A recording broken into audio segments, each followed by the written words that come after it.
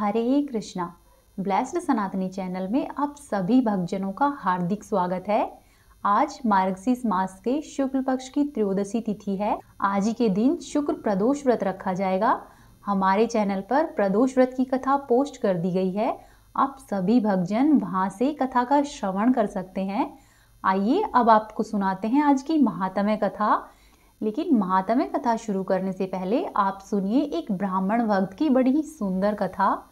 एक बार की बात है, एक ब्राह्मण अपनी निर्धनता के कारण बहुत दुखी रहता था। वह जहाँ कहीं भी सहायता मांगने के लिए जाता, सब जगह उसे तिरस्कार मिलता।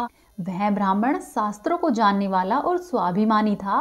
उसने संकल्प किया कि जिस थोड़े से धन और सोने के कारण धनी लोग मेरा तिरस्कार करते हैं, मैं उस सोने को ही मूल्यहीन कर दूंगा। ब्राह्मण सोचने लगा कि अब मैं अपनी तपस्या से पारस पत्थर प्राप्त करूंगा और फिर सोने की ढेरियां लगा दूंगा।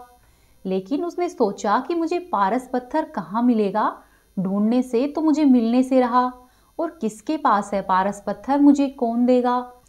देवता तो स्वयं लक्ष्मी जी के दास है, वे मुझे पारस पत्थर कैसे देंगे। तब ब्राह्मण ने निश्चय किया कि मैं भगवान शिव जी की शरण में जाता हूँ। वे भोले भंडारी है और ओघड़दानी है। वे संपूर्ण संसार को विभूतियाँ देते हैं और स्वयं भस्म राग लगाते हैं। यदि वे मुझ पर कृपा करेंगे तो मुझे पारस पत्थर अवश्य ही प्राप्त हो सकता है। ब्राह्मण ने ऐसा निश्चय करके निरंतर ही भगवान शिव की पूजा प्रारंभ की। अब तो मैं रोजाना ही रुद्रार्चन से पंचाक्षर मंत्र का जप करता और कठिन व्रत को धारण करता। आखिरकार भगवान आशुतोष उससे कब तक संतुष्ट नहीं होते। उसकी कठिन तपस्या, लगन और भक्ति देखकर भगवान उससे प्रसन्न हुए।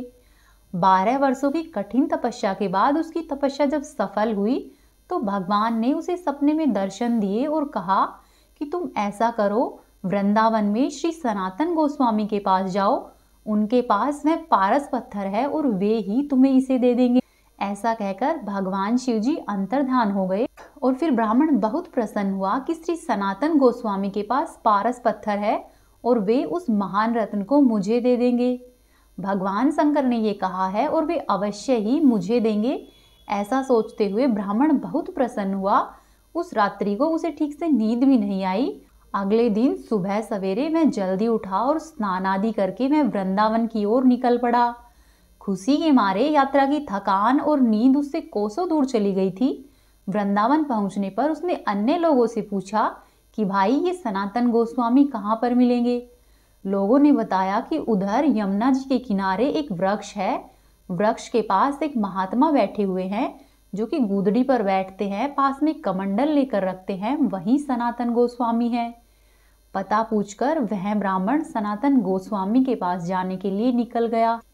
जब ब्राह्मण यमुना जी के किनारे उस पेड़ के पास पहुंचे तो उसने देखा कि यहाँ तो एक बहुत ही दुर्बल मनुष्य बैठा है जो कि कोपिनधारी है और गूदड़ी पर बैठा है, साथ ही ये वृद्ध भी है। आपकी जानकारी के लिए बता दे कि चैतन्य महाप्रभु जी के शिष्य सनातन गोस्वामी थे जो कि वृंदावन में वृक्ष के नीचे रहते थे। भिक्षा मांगकर उन्हें जो भी मिलता वही खाते और गूदड़ी व कमंडल अपने साथ में रखते। 8 प्रहर में से केवल 4 घड़ी सोते और बाकी के समय वे श्री कृष्ण नाम का कीर्तन करते। एक समय वे विद्या, पद और ऐश्वर्य व मान सम्मान में लिप्त रहते थे। राज्य के कर्ता धर्ता थे, किंतु श्री कृष्ण कृपा से, श्री कृष्ण प्रेम की मादकता से ऐसे बन गए कि परम वैरागी बनकर वृंदावन से ही सीधे गोलोक पधार गए। तब उन्हें देखकर ब्राह्मण ने मन ही मन सोचा कि ये तो कंगाल सनातन स्वामी है। ऐसे व्यक्ति के पास पारस होने की आशा मैं कैसे कर सकता हूँ। लेकिन जब मैं इतनी दूर आ ही गया हूँ तो एक बार इनसे पूछता हूँ, इसमें क्या जाएगा। ऐसा निश्चय करके ब्राह्मण श्री सनातन गोस्वामी के पास गया और वहां पर जाकर उसने पारस पत्थर के बारे में पूछा तो उन्होंने कहा कि इस समय तो वह मेरे पास नहीं है, मैं उसका क्या ही करता। क्योंकि एक दिन मैं यमुना के किनारे से जा रहा था और रास्ते में पारस पत्थर से पैर टकरा गया तो मैंने उसे वहीं पर यमुना जी की रेत में गाड़ दिया, जिससे कि यमुना स्नान से लौटते समय वह मुझे छू नहीं जाए। क्योंकि यदि मैं उसे छू लेता हूँ तो मुझे फिर से पुनः स्नान करना पड़ता है। यदि तुम्हें वह पत्थर चाहिए तो तुम ऐसा करो, वहां पर जाओ और उसे खोदकर निकाल लो। कंचन और कामिनी भगवान की विस्मृति कराने वाले होते हैं, इसीलिए सच्चे संत पारस के छू जाने भर से स्वयं को अपवित्र मानते हैं। श्री सनातन गोस्वामी ने जहाँ पर वह पत्थर गड़ा हुआ था उस स्थान का पता ब्राह्मण को बतला दिया। ब्राह्मण वहीं पर गया और उसने जैसे ही रेत की खुदाई की तो रेत हटाने पर उसे पारस मिल गया। पारस की परीक्षा करने के लिए ब्राह्मण अपने साथ एक लोहे का टुकड़ा लेकर आया था। जैसे ही ब्राह्मण ने लोहे से उस पारस पत्थर का स्पर्श कराया तो वह लोहे का टुकड़ा सोने में बदल गया। पारस सही मिला है, इससे अत्यधिक प्रसन्न होकर ब्राह्मण अपने गांव की ओर लौटने लगा। लेकिन तभी उसके मन में एक प्रश्न आया कि उस संत के पास तो यह पारस था और उसने इसे अपने पास नहीं रखा, बल्कि मुझसे यह बताया है कि यदि ये पत्थर मुझे छू भी जाए तो मैं फिर से स्नान करता हूँ। अवश्य ही उनके पास इस पारस पत्थर से भी बड़ी कोई मूल्यवान वस्तु है। ऐसा विचार करके वह ब्राह्मण सनातन गोस्वामी के पास वापस आया और उनसे बोला कि प्रभु, आपके पास अवश्य ही पारस से भी अधिक मूल्यवान वस्तु है, जिसके कारण आप उस पारस पत्थर का त्याग कर रहे हैं। ब्राह्मण को देखकर हंसते हुए श्री सनातन गोस्वामी ने कहा कि पारस से बढ़कर श्री कृष्ण नाम रूपी कल्प वृक्ष मेरे पास है। पारस से तो केवल सोना ही मिलता है, किंतु श्री कृष्ण नाम से सब कुछ मिलता है। यह कल्प वृक्ष है, उससे आप जो भी चाहेंगे आप वहीं पालेंगे। ऐसा कोई भी कार्य नहीं है जो भगवान के नाम का आश्रय ले और वह कार्य संपन्न नहीं हो। मुक्ति चाहोगे तो मुक्ति मिलेगी, भक्ति चाहोगे तो भक्ति मिलेगी, परमानंद चाहोगे तो वह मिलेगा और व्रजरस चाहोगे तो व्रजरस मिलेगा। श्री कृष्ण का नाम सब पापों का नाश करता है और भक्ति का उदय करता है, भवसागर से पार करता है और अंत में श्री कृष्ण की प्राप्ति करा देता है। एक कृष्ण नाम से इतना धन मिलता है। यह सुनकर ब्राह्मण ने सनातन गोस्वामी से विनती की कि मुझे आप वही श्री कृष्ण नाम रूपी पारस प्रदान करें, मैं इस दूसरे पारस का क्या करूँगा। तब श्री सनातन गोस्वामी ने कहा कि उसकी प्राप्ति से पहले आपको इस पारस को यमुना में फेंकना होगा। वह ब्राह्मण यमुना जी की तरफ मुड़ा और लो ये गया पारस, ऐसा कहते हुए पूरी शक्ति के साथ उस पारस पत्थर को यमुना नदी के जल में फेंक दिया। भगवान शिव की दीर्घकालीन तपस्या और संत महात्मा के संग और दर्शन से उस ब्राह्मण के मन और चित्त निर्मल हो गए थे। अब उस ब्राह्मण का धन से मोह समाप्त हो गया था और वह भगवान की कृपा का पात्र बन गया था। सनातन गोस्वामी ने उसे श्री कृष्ण नाम की दीक्षा दी। वह श्री कृष्ण नाम जिसकी कृपा से एक कण से करोड़ों पारस पत्थर बन जाते हैं। नाम रूपी पारस से तो सारा शरीर ही कंचन का हो जाता है। प्रिय भक्तों, श्री कृष्ण कहते हैं कि जो भी मेरे नामों का निरंतर ही गान करके मेरे समीप प्रेम से रो उठता है, अपने आप को मुझे शरणागत कर देता है, मैं उनका खरीदा गया दास हो जाता हूँ। जिसने एक बार श्री कृष्ण नाम का स्वाद ले लिया, फिर उसे अन्य सभी स्वाद रसहीन लगते हैं। भवसागर में डूबते हुए प्राणी के लिए श्री कृष्ण जी का नाम नौका के समान है। मोक्ष चाहने वाले के लिए यह सच्चा मित्र है। मनुष्य को परमात्मा से मिलाने वाला सच्चा गुरु है। मनुष्य को सुख से सुखदेव बना देता है। अब फैसला आपको करना है कि आपको क्या चाहिए, पारस पत्थर या फिर श्री कृष्ण नाम। अब आप सुनिए महात्म्य कथा में आगे का वृतांत। श्री नारायण कहते हैं कि हे नारद, जो वायु से सुवासित और चंदन से निर्मित वे फूलों से बिछी हुई सैया पर राधिका जी सो गई तथा गोपियां भी गहरी निद्रा में मग्न हो गई, तब रात्रि की तीसरे प्रहर बीत जाने पर शुभ बेला में शुभ नक्षत्र से चंद्रमा का संयोग होने पर लग्न के स्वामी शुभ ग्रहों में से कोई भी एक अथवा बुध थे, उस लग्न पर शुभ ग्रहों की दृष्टि थी, अर्थात उस समय सभी ग्रह शुभ ही थे। ऐसे समय में श्रीहरि ने स्वयं उठकर माता यशोदा को जगाया, मंगल कार्य करवाया और बंधुजनों को आश्वासन दिया। जो विश्व ब्रह्मांड के स्वतंत्र कर्ता और स्वतंत्र पालक है, उन्हीं भगवान ने राधिका जी के भय से भीत होकर बाजा बजाने की मनाही कर दी। वे दोनों पैर धोकर दो शुद्ध वस्त्र धारण करके चंदन से लिपे हुए शुद्ध स्थान में आ बैठे। उसके वाम भाग में चंदन से सुसज्जित तथा फल और पल्लव से युक्त भरा हुआ एक कलश रखा गया। दाहिने भाग में प्रज्वलित अग्नि तथा ब्राह्मण देवता उपस्थित हुए। सामने पति पुत्रवती और सती साध्वी स्त्रियां प्रज्वलित दीपक और दर्पण प्रस्तुत किए गए। पुरोहित जी ने श्वेत पुष्प तथा शुभ सूचक श्वेत धान्य श्याम सुंदर के सुंदर हाथों में दिए। उन सब को लेकर उन्होंने मस्तक पर रख लिया। तत्पश्चात श्रीहरि ने घी, मधु, चांदी, सोना और दही के दर्शन किए। ललाट में चंदन का लेप करके गले में पुष्पमाला धारण की। गुरुजनों तथा ब्राह्मणों के चरणों में भक्ति भाव से मस्तक झुकाया और शंख ध्वनि, वेद पाठ, संगीत, मंगलाष्टक एवं ब्राह्मण के मनोहर आशीर्वाद बड़े ही आदर के साथ सुने। सर्वत्र मंगल प्रदान करने वाले अपने ही मंगलदायक स्वरूप का ध्यान करके उन्होंने परम सुंदर दाहिने पैर को आगे बढ़ाया। तत्पश्चात नंद नंदन नंद के श्रेष्ठ प्रांगण में वे आनंद के साथ आए। इस अत्यंत रमणीय प्रांगण में खड़े खड़े मायायुक्त माहेश्वर अत्यंत ही स्नेह में डूब गए। तत्पश्चात वे वहां से जाने को तैयार हुए। केले के सुंदर खंभों और रेशमी डोरे में गुथे हुए आम के पल्लवों की बंदरवारों से उस आंगन को सजाया था। अक्रूर तथा बांधुजनों के सहित श्री कृष्ण स्वयं वहां पर थोड़ी देर तक खड़े रहे। यशोदा ने बाईं ओर से और आनंदयुक्त नंद ने दाहिनी ओर से अपने लाला को हृदय से लगा लिया। बंधु बांधवों ने उनसे प्रेम भरी बातें की तथा मैया और बाबा ने उनसे बहुत स्नेह किया। मुने तदंतर श्री कृष्ण गुरु को नमस्कार करके आंगन से बाहर निकले और स्वर्गीय रथ पर आरूढ़ होकर मथुरा नगरी की ओर चल दिए। मथुरा नगरी अपनी शोभा से इंद्र की अमरावती को भी परास्त कर रही थी। वह अत्यंत ही मनोहर दिखाई देती थी। श्री कृष्ण ने अक्रूर तथा सखाओं के साथ उस रमणीय नगरी में प्रवेश किया।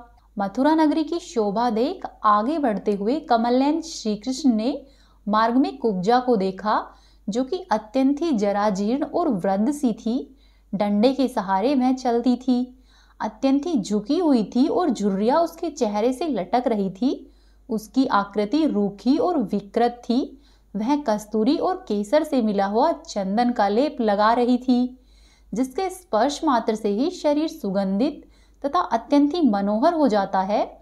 उस वृद्धा ने ऐश्वर्य से युक्त श्री संपन्न, श्री निवास, श्री बीज एवं श्री निकेतन, श्याम सुंदर श्री वल्लभ को मंद मुस्कान के साथ देखा। देखते ही उसके दोनों हाथ जुड़ गए। वह भक्ति भाव से विनीत हो गई और सहसा ही चरणों में सिर रखकर उसने उन्हें प्रणाम किया। साथ ही उनके श्याम मनोहर अंग में चंदन का लेप भी लगाया। श्री कृष्ण के साथ जो भी सखा थे, उनके अंगों में भी चंदन का लेप किया। फिर चंदन का स्वर्णमयी पात्र हाथों में लेकर श्रेष्ठ दासी ने बारंबार परिक्रमा करके श्री कृष्ण को प्रणाम किया। श्री कृष्ण की दृष्टि पड़ते ही वह सहसा ही अनुपम शोभा से संपन्न तथा रूप, यौवन और लक्ष्मी के समान ही रमणीय हो गई। आग में तपाकर शुद्ध की हुई स्वर्ण प्रतिमा के समान वह दीप्तिमान हो उठी। सुंदर वस्त्र और रत्नों के आभूषण उसके अंगों की शोभा बढ़ाने लगे। वह 12 वर्ष की अवस्था वाली कुमारी कन्या के समान धन्या और मनोहारिणी प्रतीत होने लगी। बहुमूल्य रत्नों के द्वारा निर्मित श्रेष्ठ हार से उसका वक्षस्थल उद्भासित हो उठा। वह गजराज की भांति मंद गति से चलने लगी। रत्नों के मंजीर उसके चरणों की शोभा बढ़ाने लगे। सिर पर केसों की बंधी हुई वेणी मालती की माला से आवेष्टित थी, जो कि सुंदर और गोलाकार दिखाई देती थी। उसने ललाट में सिंदूर की बेंदी लगा रखी थी, जो कि अनार के फूल की ही भांति थी। उस बेदी के ऊपर कस्तूरी और चंदन के बिंदु भी थे। उस सुंदरी ने अपने हाथों में दर्पण ले रखा था। श्रीनिवास हरि उसको आश्वासन देकर आगे बढ़ गए। हे मुने, सुंदरी कुब्जा मन, वाणी और शरीर से श्रीहरि के चरणों का ही चिंतन करती रहती थी। वह निरंतर ही यही सोचती रहती थी कि कब श्रीहरि का शुभागमन होगा और कब मैं उनके मनोहर मुख के दर्शन कर पाऊंगी। उसे सारा जगत सदा ही श्री कृष्ण में दिखाई देता था। करोड़ों कंदर्पों की लावण्य लीला से सुशोभित श्याम सुंदर पल भर के लिए भी उसे भूलते नहीं थे। कुब्जा को विदा करने के पश्चात श्री कृष्ण ने एक मनोहर माली को देखा, जो कि मालाओं का समूह लिए हुए राजभवन की ओर जा रहा था। उसने भी श्रीकांत को देखकर पृथ्वी पर माथा टेका और उन्हें प्रणाम किया। अपनी सारी मालाएं परमात्मा श्री कृष्ण को अर्पित कर दी। श्री कृष्ण उसे अत्यंत ही दुर्लभ दास्य भाव का वरदान देकर मालाएं पहनकर सुंदर राजमार्ग पर आगे बढ़ गए। तदंतर उन्हें एक धोबी दिखाई दिया जो कि वस्त्रों का गट्ठर लिए हुए जा रहा था। वह धोबी बड़ा ही बलवान और अहंकारी था तथा यौवन के मद से उन्मत्त होकर सदा ही उद्दंडता पूर्वक व्यवहार किया करता था। हे महामुने, श्री कृष्ण ने उसे विनयपूर्वक वस्त्र मांगा। उसने वस्त्र तो उन्हें नहीं दिया, उल्टे कठोर बातें सुनाई। वह धोबी बोला कि ओ मूर्ख, तू गोपजनों का लाडला है। यह वस्त्र गाय के चरवाहे के योग्य नहीं है। ये वस्त्र अत्यंत ही दुर्लभ और राजाओं के उपयोग में आने योग्य है। धोबी की ऐसी बातें सुनकर मधुसूदन हंसे। बलदेव, अक्रूर तथा गोपगण भी हंसने लगे। श्री कृष्ण ने एक ही तमाचे में उस धोबी का काम तमाम करके कपड़ों का वह गट्ठर ले लिया और सखाओं के सहित उन्होंने अपनी रुचि के अनुसार ही वस्त्र धारण किए। वह धोबियों का सरदार दिव्य देह धारण करके श्री कृष्ण के पार्षदों से रत्नमय विमान के द्वारा गोलोक की ओर चला गया। उसका वह दिव्य शरीर अक्षय यौवन से युक्त, जरा और मृत्यु का निवारक, श्रेष्ठ पीतांबर से सुशोभित, मंद मुस्कान से विलासित, श्याम सुंदर से कमनीय और मनोहर था। गोलोक में पहुंचकर वह भी वहां के पार्षदों में से एक पार्षद हो गया। गोलोक में वह अपने मन को वश में रखकर निरंतर ही श्री कृष्ण के शुभागमन का चिंतन करता रहा। इधर मथुरा में सूर्यदेव अस्ताचल को चले गए, अर्थात सूर्यास्त हो गया। तब श्री कृष्ण की आज्ञा लेकर अक्रूर अपने घर को गए और श्री कृष्ण भी नंद एवं बलदेव आदि के साथ आनंद पूर्वक किसी वैष्णव के घर गए जो कि कपड़े बुनने का व्यवसाय करता था। उसने अपना सर्वस्व भगवान को समर्पित कर रखा था। उस भक्त ने श्री कृष्ण को प्रणाम करके उनका पूजन किया और श्री कृष्ण ने भी उनको अपना वह दास्य भाव प्रदान किया जो कि ब्रह्मा आदि देवताओं के लिए भी दुर्लभ है।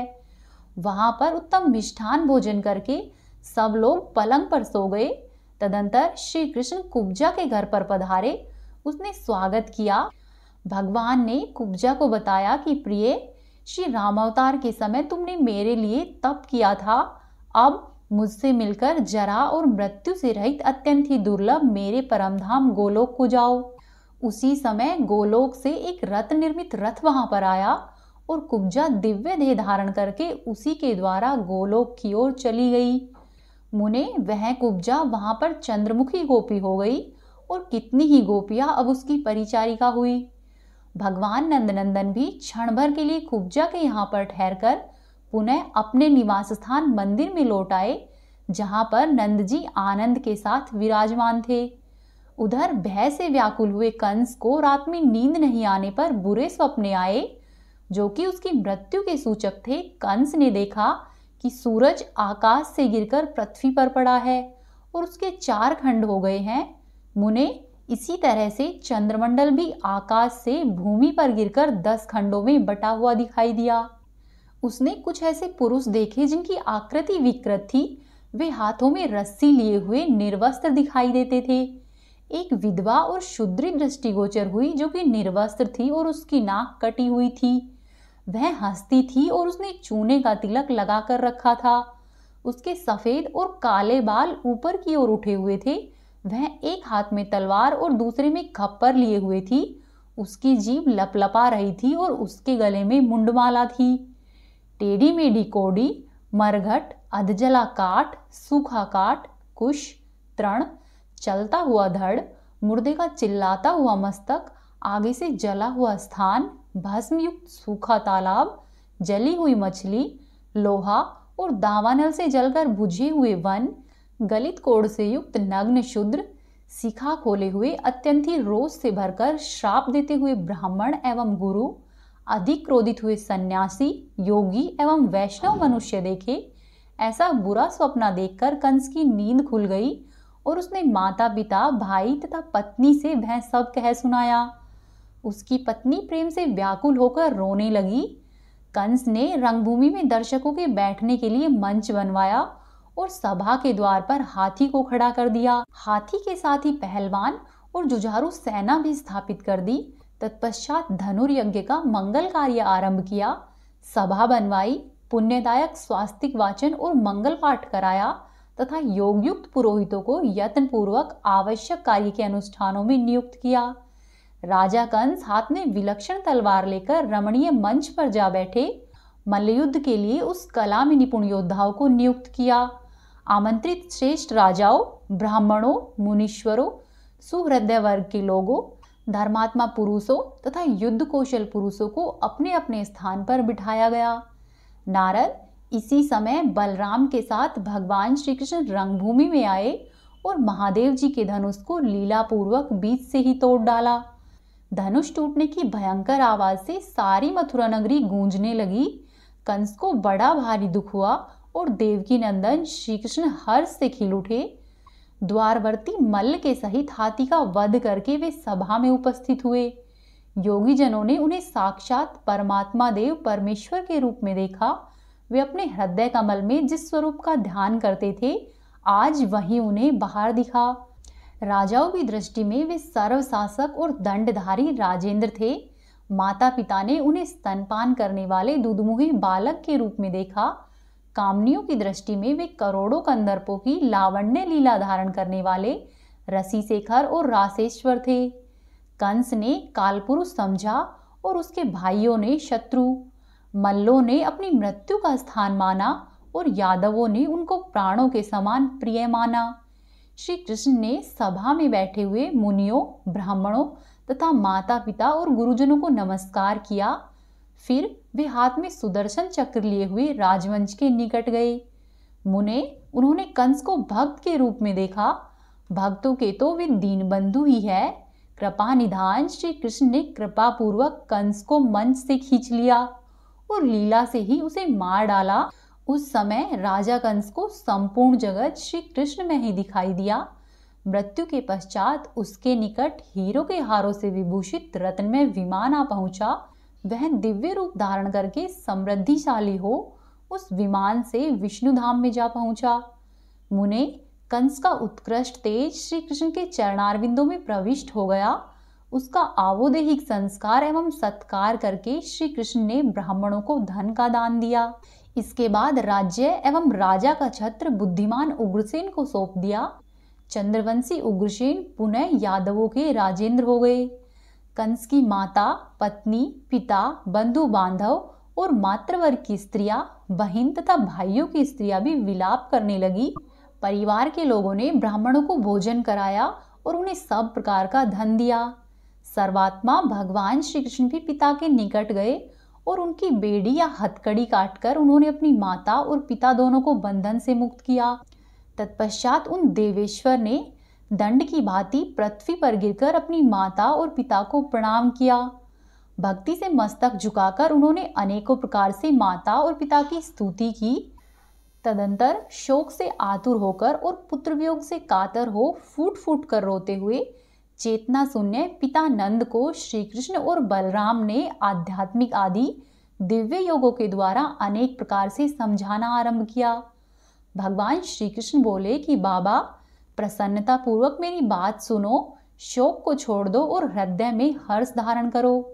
मैं जो ज्ञान देता हूँ उसे ग्रहण करो। यह वही ज्ञान है जो मैंने पूर्व काल में पुष्कर में ब्रह्मा, शेष, गणेश, महेश, दिनेश यानी कि सूर्य, मुनीश और योगीश को प्रदान किया था। यहाँ पर कौन किसका पुत्र है, कौन किसका पिता और कौन किसकी माता है, यह पुत्र पिता का संबंध किस कारण से है।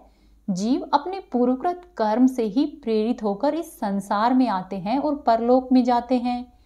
कर्म के अनुसार ही उनका विभिन्न स्थानों में जन्म होता है। कोई जीव अपने अच्छे कार्य करके योगिंद्रों के कुल में जन्म लेता है और कोई राजरानियों के पेट से उत्पन्न होता है। कोई ब्राह्मणी, क्षत्रिया, वैश्या अथवा शूद्रियों के गर्भ से जन्म लेता है। किसी की उत्पत्ति पशु पक्षी आदि तिर्यक योनि में होती है। इस ज्ञान को हृदय में धारण करके व्रज को जाओ और राधा तथा यशोदा मैया को इसका उपदेश दो। इस ज्ञान को भली भांति समझकर नंद जी अपने अनुगामी व्रजवासियों के साथ व्रज को लौट गए। वहां जाकर उन्होंने उन दोनों नारी शिरोमणियों से उस ज्ञान की चर्चा की। नारद वह महाज्ञान पाकर सब लोगों ने अपने अपने शोक को त्याग दिया। श्री कृष्ण यद्यपि निर्लिप्त है, तथापि वे माया के स्वामी हैं, इसीलिए माया से अनुरक्त जान पड़ते हैं। यशोदा जी ने पुनः नंदराय जी को माधव के पास भेजा। उनकी प्रेरणा से फिर आकर नंद जी ने ब्रह्मा जी के द्वारा किए गए सामवेदोक्त स्रोत से परमानंद स्वरूप नंद नंदन माधव की स्तुति की। तत्पश्चात वे अपने पुत्र के सामने खड़े हो गए और बार बार रुदन करने लगे। नंद जी की स्तुति सुनकर वे जगदीश्वर बहुत ही संतुष्ट हुए। नंद बाबा विरह ज्वर से कातर होकर गोकुल से उनके पास आए थे। तब श्री कृष्ण ने कहा कि बाबा, शोक और भ्रम को छोड़ो, व्रज को वापस लौट जाओ, वहां पर जाकर सबको आनंदित करो। मैं जो परम सत्य ज्ञान की बातें बता रहा हूं उसे सुनो। यह ज्ञान और शोक ग्रंथि का उच्छेद करने वाला है। ऐसा कहकर पंचभूतों का वर्णन करते हुए श्रीहरि ने नंद बाबा को उत्तम ज्ञान का उपदेश दिया और अंत में कहा कि हे तात, मेरे भक्तों का कहीं भी अमंगल नहीं होता है। मेरा सुदर्शन चक्र प्रतिदिन ही उन सब की सब ओर से रक्षा करता है। मेरी यह बात यशोदा मैया से, गोपियों से और गोपगणों से कहो। उन सब के साथ शोक का त्याग करो। अच्छा, अब घर को जाओ। ऐसा कहकर भगवान श्री कृष्ण यादवों की सभा में चुप हो गए। तब आनंदमग्न हुए नंद ने उनसे फिर से पूछा। नंद बोले कि हे गोविंद, मैं मूर्ख हूं और तुम वेदों के उत्पादक हो। मुझे ऐसा लौकिक ज्ञान बताओ जिससे कि तुम्हारे चरणों को मैं प्राप्त कर सकूं। नंद जी की यह बात सुनकर भगवान श्री कृष्ण बोले कि तात, मैं तुम्हें परम दुर्लभ ज्ञान बताता हूँ, जो कि वेदों में भी अत्यंत ही गोपनीय और पुराणों में अत्यधिक दुर्लभ है। कुलटा स्त्रियां मोक्ष मार्ग के द्वार को ढकने के लिए अर्गलाएं हैं। भ्रम और माया की सुंदर भूमियां हैं, उन पर कभी भी विश्वास नहीं करना चाहिए। हे व्रजराज, असाध्वी स्त्रियां हरि भक्ति के विरुद्ध होती है। वे नाश की बीज रूपा होती है, उन पर विश्वास करना उचित नहीं है। प्रतिदिन ही प्रातः काल उठकर रात में पहने हुए कपड़ों का त्याग कर दे और हृदय कमल में इष्ट देवता तथा ब्रह्मरंध्र में परम गुरु का चिंतन करे।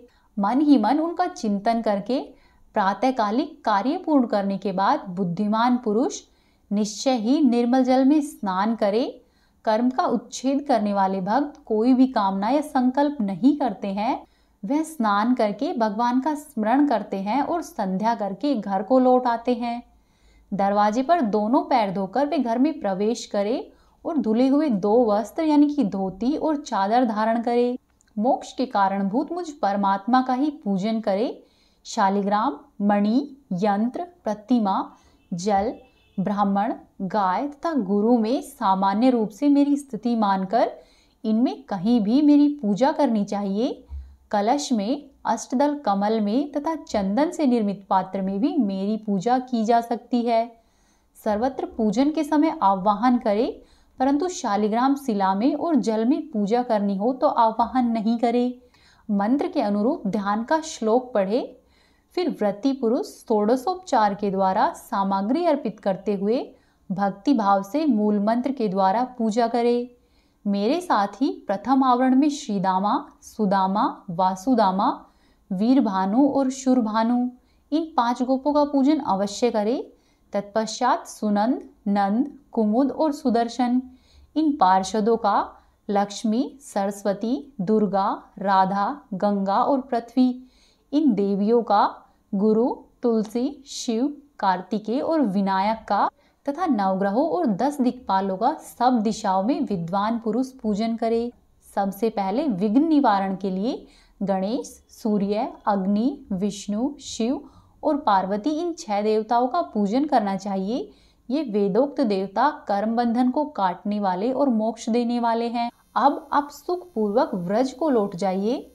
तब नंद जी ने कहा कि प्यारे कृष्ण, तुम रमणीय वृंदावन, पुण्य महोत्सव, गोकुल, गायों के समूह और परम सुंदर यमुना के तट और गोपियों के लिए परम सुंदर तथा अपने प्रिय रासमंडल, गोपांगनाओं, गोप बालकों, रोहिणी और अपनी प्रिय राधा का स्मरण तो करो। अरे बेटा, तुम्हें प्राणों से प्यारी राधिका का स्मरण कैसे नहीं हो रहा है? वत्स, एक बार कुछ दिनों के लिए तो गोकुल को चलो। इतना कहकर नंद ने श्री कृष्ण को अपनी गोद में बिठा लिया और शोक से व्याकुल हो गए और आंखों से आंसू बहाने लगे। फिर स्नेहवश ही उन्हें हृदय से लगा लिया और आनंद पूर्वक उन्हें स्नेह करने लगे। आज का अध्याय यहीं पर समाप्त होता है। उम्मीद है आपको आज की कथाएं पसंद आई होगी।